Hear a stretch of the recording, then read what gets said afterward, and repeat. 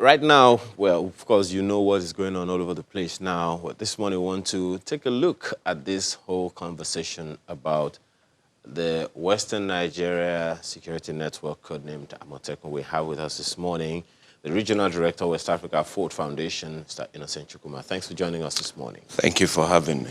Okay, first of all, what's your take on this whole conversation about a regional security network? I think the controversy around it was needless because what should have happened from inception, which is what is happening now, is to have a conversation between the federal government and the government in the Southwest about how best to structure this initiative so that it will be complementary to what the government is trying to do to restore peace, security to Nigerian people who have, in recent months and years, been at the receiving end of all kinds of violent crime without help coming from anywhere, and have resorted to, organizing their own initiative to better protect themselves. So the meeting that the Vice President presided over should have happened much earlier than that. And the statement the Attorney General issued, which he has tried to withdraw from, shouldn't have been issued in the first place, because many of the governments in the region come from the ruling party at the center. So it was really, really a needless controversy. So you think this is a political thing, perhaps? Well, policing is always a political thing. Police is the first power of the state in a democracy, so it would invariably be political. But what I'm trying to say is that since most of the government in the region come from the ruling party at the center, it should have been discussed at that level before the public was brought into it. But they said better late than never. I think reason is beginning to prevail. So you think that, you said that you think that the controversy was needless. So from now, just from now moving forward, do you think there might still be issues of controversy? Yeah, there are a number of gray areas, if you like, to iron out. I was reading yesterday a directive from the Inspector General of Police to the Commissioners of Police, the area commanders, and the DPOs to begin to recruit if you like, the special constabularies, whom they said will, work with they will be drawn from the communities and work with the police to address issues of crime. So the question, especially in relation to the Southwest region, is how will this happen? Will it go side by side with Amotekun, or will it be under Amotekun? So those are the gray areas to iron out, and I hope. So were you surprised when you heard that report? I mean, there was a meeting with the Vice President, Inspector General of Police was there, the Attorney General of the Federation was there, as well as Southwest governors and all their deputies. So it seemed as though everything was resolved. So were you surprised to hear that announcement? I wasn't totally surprised. I actually see it as a positive fallout from the Amotekun controversy, because if you look at when the community policing initiative was launched again, it began with the former IG Idris in September 2017, and in April 2019, the current IG, in a meeting with Northern traditional rulers, reinforced that they are going to set up a special constabularies that will work with community initiatives to address crime, and that was in April. And one was asking what happened, why, since that promise or that public brief was made in April, why did we wait till this time to launch? If they had come up with this initiative soon after that public pronouncement, perhaps there wouldn't have been an Amotekun initiative. But by and large, I see it as a positive fallout. But then the thing to be careful about is that when he made that pledge in April last year, they did say they will recruit special constabularies, which means it's a police initiative. Police will drive it. Because let's face it, community policing is simply a philosophy and strategy of policing that sees an enhanced role of the police in the community that goes beyond the traditional of reacting to crime to being proactive. So it is a police initiative. It is something driven by the police, but then done in partnership with the police. So when Amothekun is described as a community in line with the IG's community policing initiative, there's a trap that they were laying for themselves. Because if you say it's in line, then it's the police that should drive it, right? So it's something to, but I would actually see it as a complementary initiative to whatever the police is doing that will work in consonance with the police. Please educate us. When you say it's a kind of trap, who's setting a trap for who? No, when we use language to I describe understand, what we're doing, because if you say it's in line with the IG, then you have to allow the IG to drive it, and he will say it's in line with that I've come up with this mechanism of recruiting, to address that. And then the other challenge is rolling it out nationwide at the time, which was why it derailed in 2004 when it was launched. Because in all the countries and jurisdictions where community policing has been implemented, it's a new strategy of policing. It requires quite a lot of organizational review. So you need to pilot it in some places, demonstrate it before you scale it. Because Nigeria is a diverse society.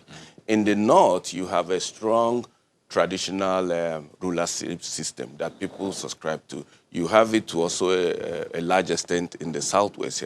In the east, they are not that deeply rooted in the community. It's actually a colonial imposition through warrant chiefs. So you have to try to pilot it in different regions and come to a model that will work across. But when you wake up one day and say across the country, recruit and all of that, you are just creating or adding a little more to the controversy that's already going on. Perhaps in line with that, we can reference the Inspector General's launch of what they call police campaign against cultism and other vices spoken of in Enugu State. Could that be the pilot scheme? Because it was at that point that the Inspector General of Police was said to have announced 40,000 community police constables. That's what you just talked. So could we say that that's a pilot anything that involves police working with the community to address common social problems before they degenerate to major crime can be said to be in line. But we should also know, even before the police started talking about and launching community policing under the former Inspector General of Police, Tafa Balogun, there have been various initiatives. There have been Police Community Relations Committee, there have been Police Student Relations Committee on campuses, there have been initiatives against cultism that predated the launch of community policing. But because it involves working with the community, it's under the broad rubric of community policing as defined by the police. Okay, let's engage with a former Commissioner of Police in Taraba State, Mr. Ademola Omole. He joins us via Skype in Ibadan. Thanks very much for joining us, Mr. Omole. You've heard about all of this that's going on. Please educate us about this kind of relationship that people are likely to be looking forward to, especially in the light of the community policing scheme of the Inspector General of Police. Thank you very much and good morning. Just as my friend, Mr. Innocent Chukuma just said there, I worked with him when he was a director of CLEAN Foundation. We pioneered the community policing project in Nigeria from 2004 until we left the force. In a nutshell, community policing works with law-abiding citizens to prevent crime, to detect crime, and invariably to reduce the fear of crime so that it can improve the quality of life of citizens out there in their communities. So just as he has said equally, in community policing, the scope of policing is enhanced because there are new challenges in community policing. Just as when we started out there in Enugu State in 2004, Enugu State was taken as the pilot of pilots we conducted a local survey among the communities about their perceptions of the police. So some of them, a lot of them, came up with most of what they came up with were negative. That the police are not friendly, the police are corrupt, they're not trustworthy, they're not this, they're not that. It's okay, fine. But that with this initiative, we are introducing community policing where the various segments of the community will partner with the police and training were conducted. It is amazing that after 6 months of this initial survey, when subsequent surveys were conducted after 6 months, people came out with different stories that now they can see the police are more friendly. The perception that they collect bribes on the streets has waned and reduced. In fact, because of that, more crimes were even reported because they don't believe that the police has earned their trust. Mr. Mole, yes. Okay. Let's kind of situate this. So on the one hand, the federal government is talking about community policing now actively, from, over the years and all of that. We'll show you a trajectory of how that has been over the years. But how do you see this working in light of, the current permutations by some regions of the country? The Southwest is coming up with its own security network. The Northwest, the North Central, beg your pardon, is already considering something like that. And some other regions may be looking in that direction. What kind of relationship are you looking at taking place between the federal police system and these regional security apparatus that the governors are coming up with? Okay, in line with community policing principles and philosophy, an outfit, for example, like the Amotekun, the police should see them as a form of informal policing that they have to work together with. In this case, the police will supervise their activities and see them as partners in progress. Training modules should be put in place to train this outfit in areas of intelligence gathering, in areas of giving information to the police, and I see them working together, since the police cannot do it alone. From all indications, the police cannot do it alone. So crime and criminality is not the purview of the police alone, but we have to bring in law-abiding citizens that will be trained so that, by and large, they will have a kind of symbiotic relationship among them to reduce the fear of crime and to detect crime better than either the police has been doing. Right. Now, we understand that, recruitment into Amotekun hasn't started yet. We hear that the states of the region are working on legislation to back Amotekun. And now that reports have emerged that the Nigerian police is also looking to recruit special constables, across local governments in the country. So it begs the question, when recruitment starts, will the police be picking from the pool that Amotekun will be picking from? Wouldn't there be a clash there? Because that's also the concern for a lot of people. For me, I don't see a clash in this arrangement because the common goal is to combat crime in all its ramifications. So the special constabulary that is being put in place, they are there to assist the police. So Amotekun tools there is a form of informal policing to complement activity of the police. I see them working in synergy if all of them are on the same page to put it in that form. So whether they have special constabulary or they are from Amotekun, all they need to do is to synergize and ensure that all of them are all the parties are on the same page. The goal is to reduce the fear of crime. The goal is to improve the quality of life of citizens out there. which is the philosophy of community policing. Right.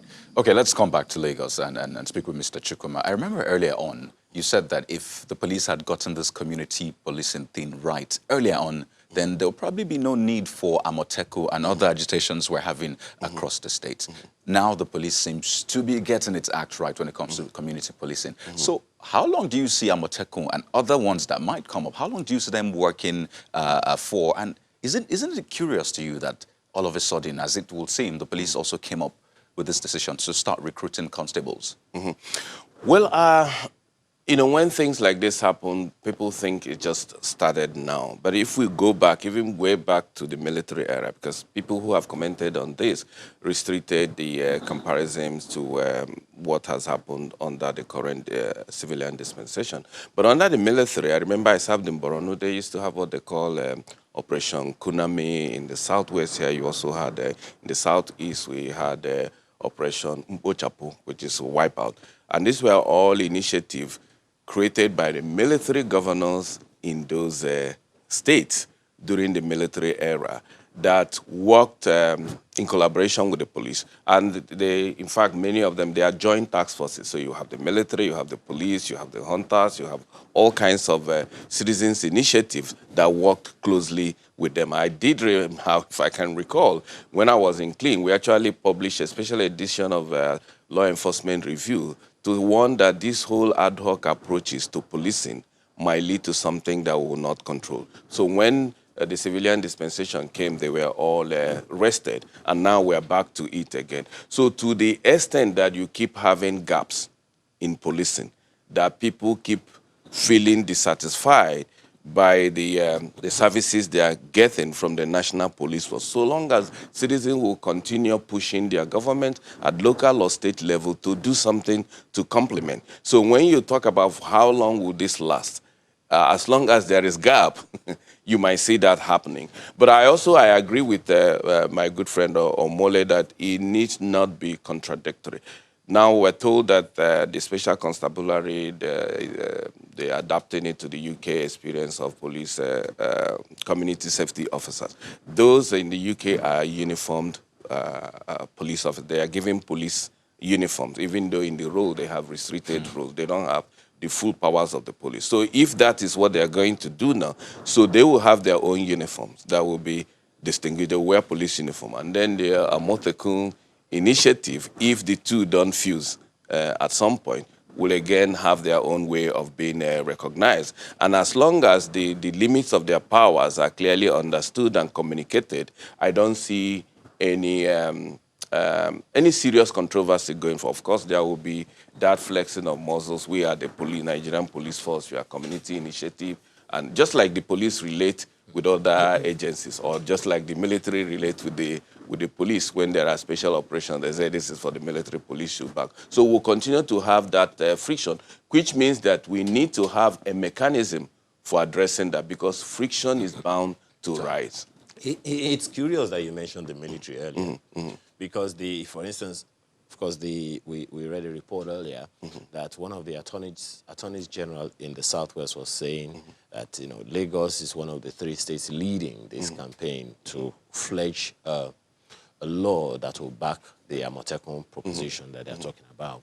It's curious that you mentioned the military, because the Neighborhood Watch in Lagos was actually an initiative of the Marwa government. Sure.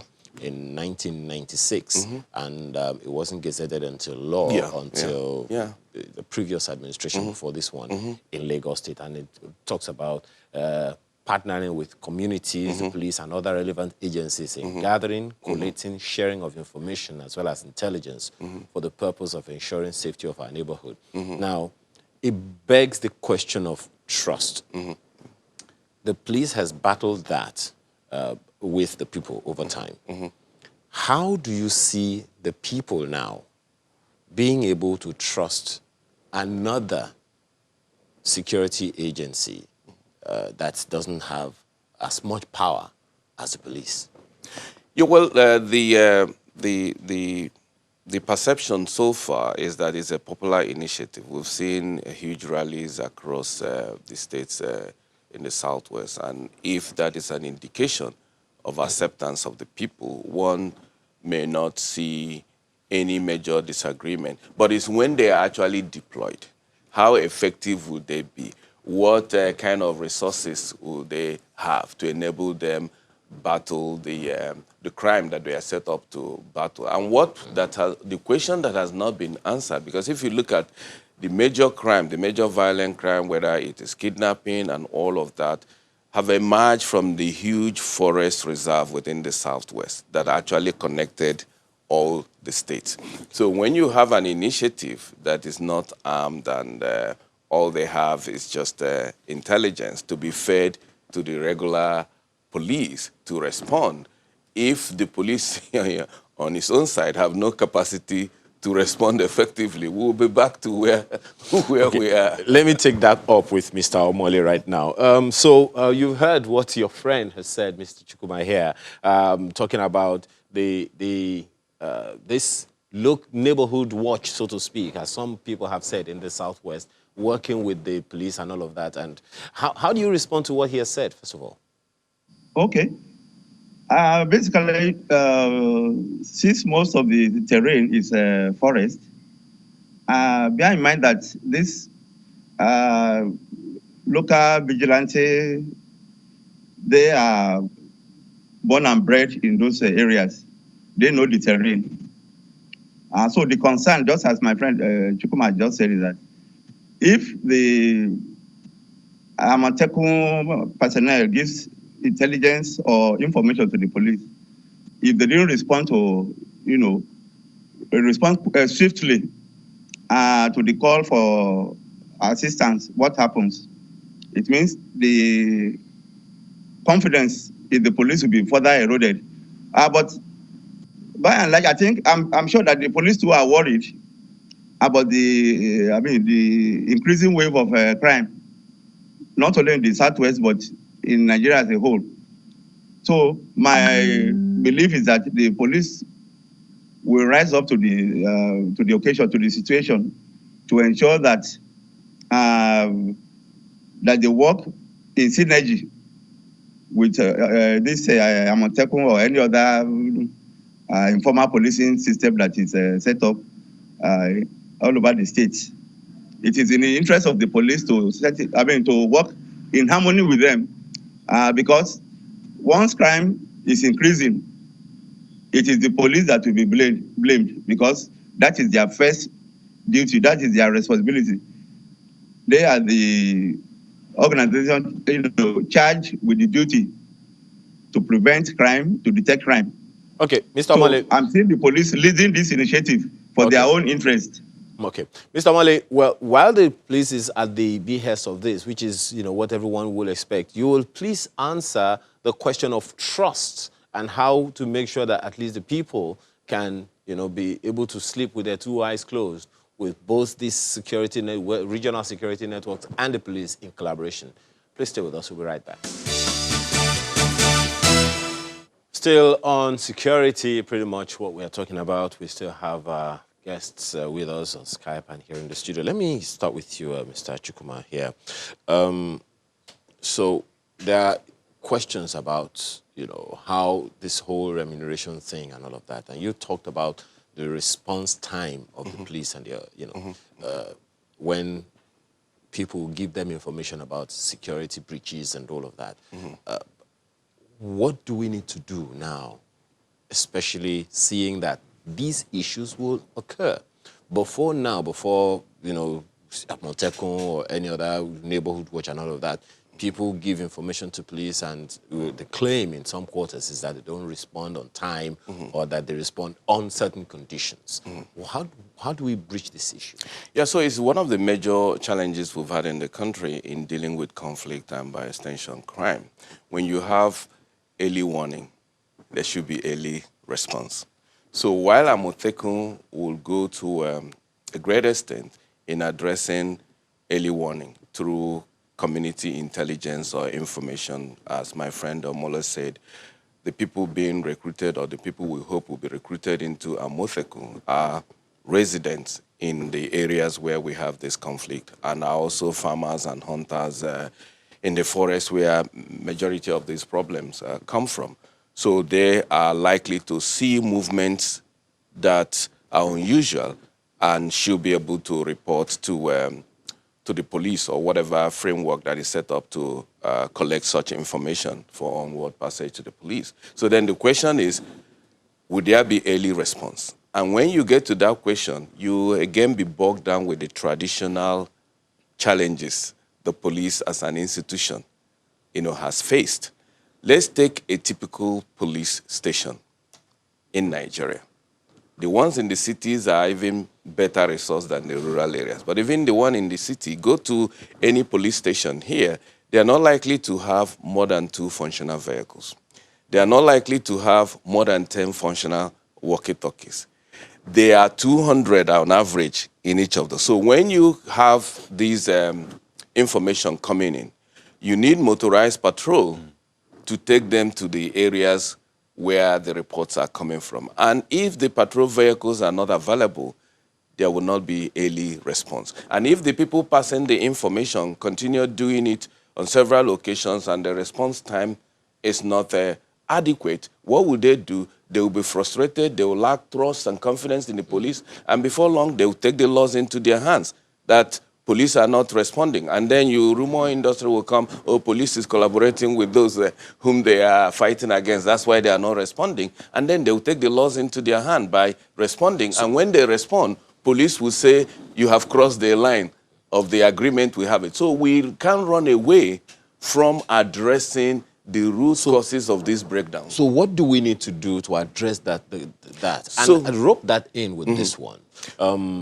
So he has talked about the training of the constables that will be recruited. Do you think that they will be as well trained enough or as well remunerated enough to be adequately motivated to do what is expected of them? So which is where, at the end of the day, for this initiative to succeed, it has to be done in concert with the federal government that controls the federal police. So while the states will do their own by trying to equip, remunerate, motivate this local initiative, or whatever name you may call it elsewhere, do you need federal government to also correspondingly address the historical challenges the police, has faced? If not, there will be a gap at somewhere, and we'll talk about another initiative tomorrow. Maybe call it another, flowery name.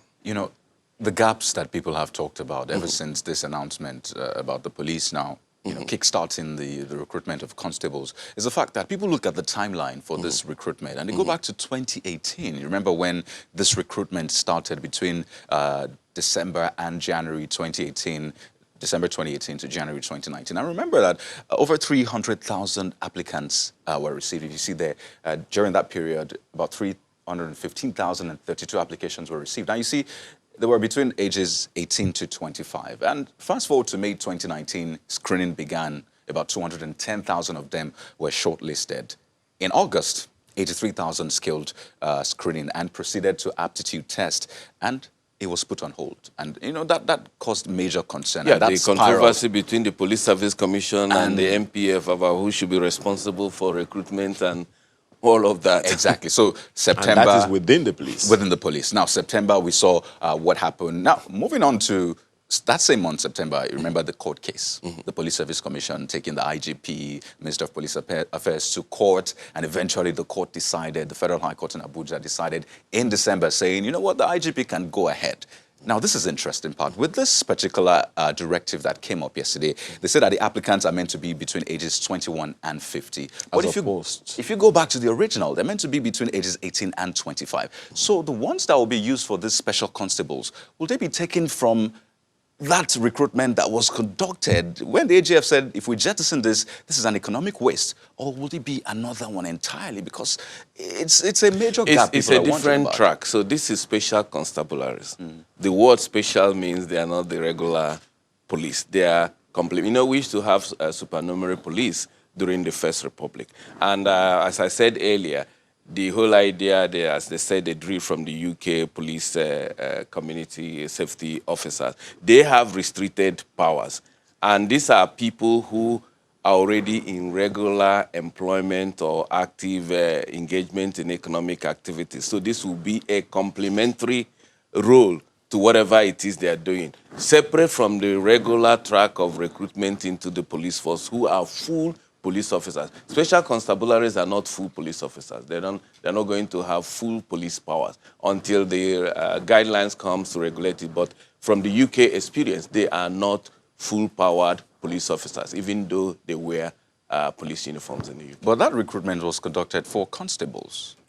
Not special constables. Oh, interesting. So, well, you know what? Let's go to Mr. Omole and see if we can get some clarity to this. I mean, we've seen the recruitment process that was conducted from 2018 up to 2019, and this new one that is on stream. So, constables, special constables, what is the difference? And really, how do we now move forward? If we say they're different, how do we move forward with the recruitment that was conducted between 2018 and 2019?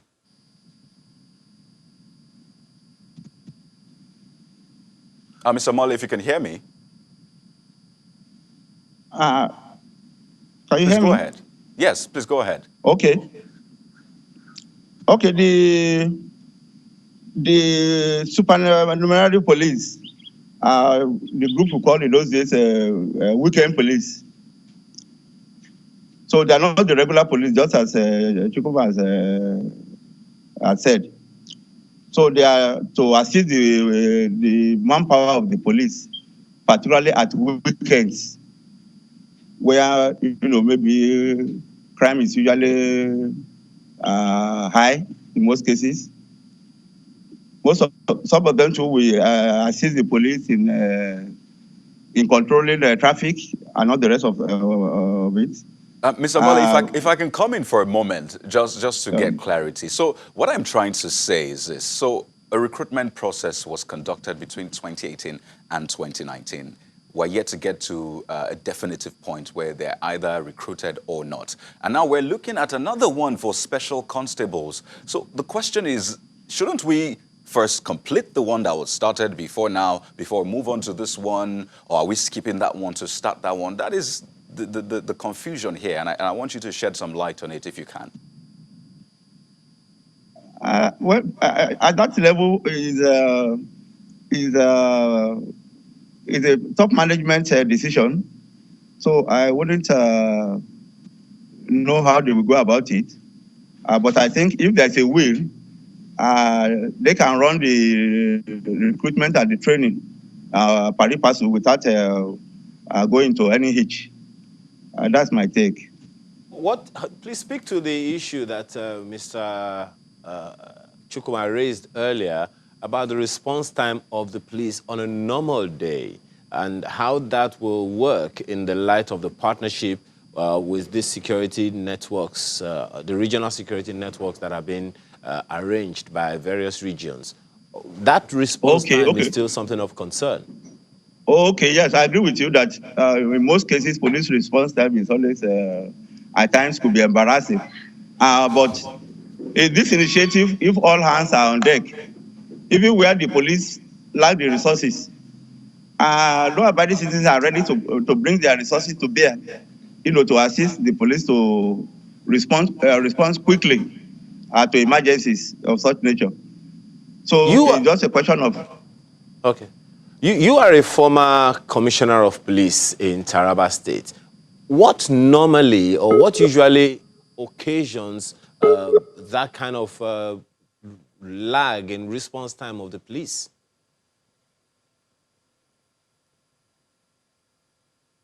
Okay. And it got me thinking. So if there's anything we know about Amotekun, it's the fact that they have vans. Yeah. That's what we see a lot, vans. Now, you have talked about equipment for the police, and you talked about vans also. So if Amotekun is well equipped with vans, and this recruitment happens, and we have issues with vans, so how would we work such that Amotekun has vans, it can go anywhere, but the police, the special constables, don't have means of transportation? But that is what police have always complained about. So are they going to share the Nigerian vans, society and government, we are always in a haste to set up ad hoc forces, equip them, to do limited function. But the traditional institutions set up to do this don't have. Imagine a situation where you have such a call for response. Police that should lead the operation don't have the equipment to move. Then they have to depend on Amotekun. That already will raise friction in the first place. Why are we the ones going to do the heavy lifting? Meanwhile, the people whose only job is just provide information and hand over to us have all the machineries to work. You look at all the agencies that are carved out of police, they are all well-resourced, whether it's Federal Road Safety Commission, EFCC, and all of that. Nigerian state is always in a haste to equip these agencies that do a fraction of what the police are set up to do. But the mother institution, we don't deal with it. What is responsible for that? Because we are a nation that are governed by ad hocism. We just want to act on the whim. We don't sit back, reflect, and properly plan on a sustainable basis towards dealing with this. So you just watch in a few months' time when this Amotekun controversy would have disappeared from front page. Even funding the Amotekun itself, you get into a situation where the governments in the region will also be lethargic because the limelight has gone. The drudgery of every day supporting these institutions to work will come in, and we'll see the lethargy. So you're talking about proper planning? Proper planning. Like now, this response yesterday, commissioners, area commanders, DPOs across the country recruit special constabularies. Now we are at the beginning of a budget year that has been approved. I don't know whether there's provision for these vast numbers of people who are going to come in as special constabulary. Now, even if there's provision for their salaries, what of the tools of duty they are going to use? We have to wait for another budget year or look for a supplementary budget to do it. When we have all this time to properly plan and roll out in a way that will build confidence of the citizen, we can't continue to run Nigeria through ad hoc approaches. It has historically failed and will continue to fail. Please speak to this other concern. The Western Nigeria Security Network is being set up by the governors today. And previously, we've had conversations where some guests have said that insecurity is sometimes as a result of political interests. How do we... What do you see happening in such a way that these security networks in the different states do not become tools in the hands of politicians during elections?